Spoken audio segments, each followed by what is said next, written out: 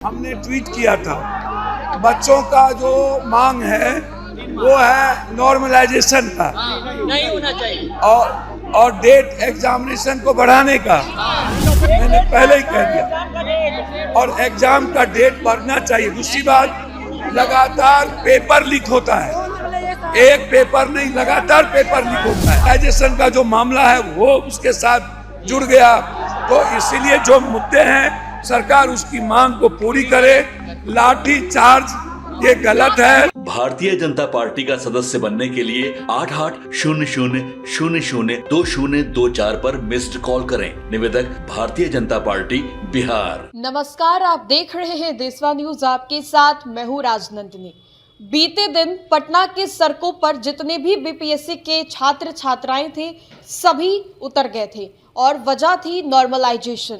हालांकि नॉर्मलाइजेशन को लेकर आयोग ने साफ कर दिया है कि ये सब भ्रम फैलाया जा रहा था और अफवाहें थी और कई कोचिंग संचालकों के द्वारा ये सब भ्रम फैलाया जा रहा था।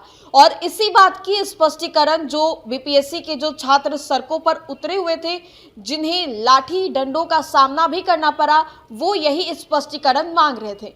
अब इनके इस मांग को लेकर बिहार के राजनीति से भी कई ऐसे दिग्गज नेता थे जो मैदान में उतरे थे, चाहे वो बिहार के नेता प्रतिपक्ष तेजस्वी यादव हो या फिर पूर्णिया के निर्दलीय सांसद पप्पू यादव हो। अब पप्पू यादव की बात करें तो पप्पू यादव अभ्यर्थियों के बीच में जाते, क्योंकि 13 दिसंबर को एग्जामिनेशन होने वाली है बीपीएससी की, और इसको लेकर उन लोगों ने बोला कि नॉर्मलाइजेशन का जो भी मुद्दा है, नॉर्मलाइजेशन नहीं होना चाहिए। इसको लेकर पप्पू यादव बच्चों के बीच में गए हैं और ये देखिए कि पप्पू यादव को सुनने के लिए और पप्पू यादव को पीछे से बच्चे ये भी सलाह दे रहे हैं कि आप इस मुद्दे को उठाइए।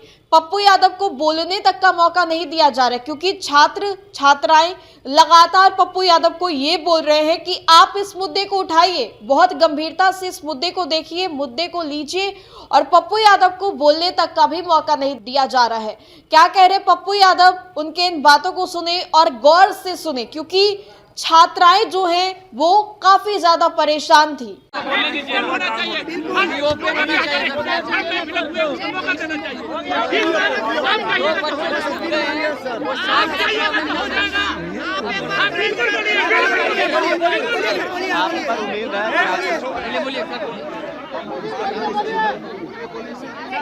देखिए, हम आज भी इस मुद्दों को लेकर 2 दिनों से एडजॉर्नमेंट मोशन मैंने लोकसभा में दिया, लेकिन चूंकि लोकसभा अन्य मुद्दों को लेकर के लोकसभा खत्म हो गई, बंद हो गई, इसलिए यहाँ के मुद्दों को हम उठा नहीं पाए। हमने ट्वीट किया था, बच्चों का जो मांग है वो है नॉर्मलाइजेशन का, नहीं होना चाहिए और डेट एग्जामिनेशन को बढ़ाने का।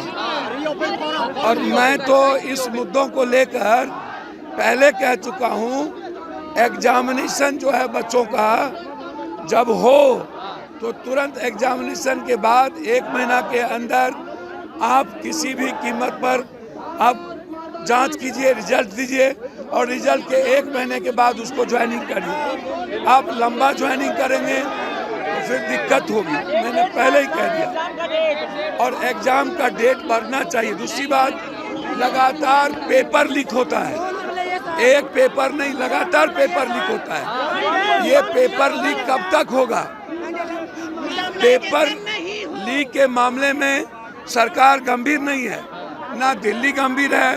मैंने आपको याद होगा #नीट को लेके हम लड़े थे, लेकिन बिल्कुल अभी का जो मुद्दा है 90,000 छात्र से जुड़ा मुद्दा है, और सर्वर के कारण बच्चे हमारे नहीं भर पाए, या नॉर्मलाइजेशन का जो मामला है वो उसके साथ जुड़ गया, तो इसीलिए जो मुद्दे हैं सरकार उसकी मांग को पूरी करे। लाठी चार्ज ये गलत है, किसी भी कीमत पर बेटियों पर लाठी चार्ज सही नहीं है। अब रोपिएगा बबूल, खाइएगा खजूर, और छात्र की इस तरह के किसी भी तरह के आंदोलन में अलग अलग गुट ना हो और अलग अलग राजनीति ना हो।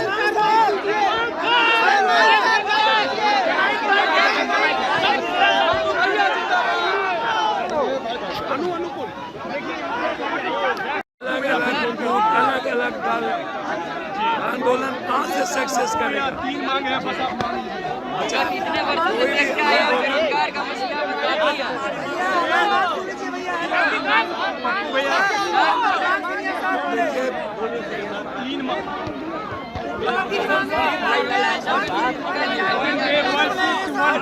एक पेपर होना चाहिए, एग्जाम डेट बढ़ना चाहिए।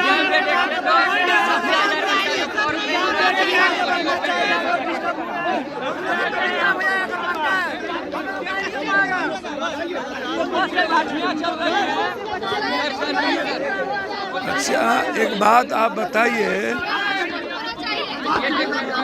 बेटा बेटा बेटा बेटू बेटू बेटू, देखिए आप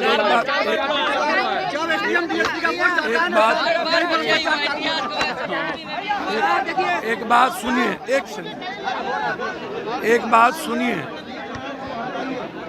कोई एक नॉर्मलाइजेशन का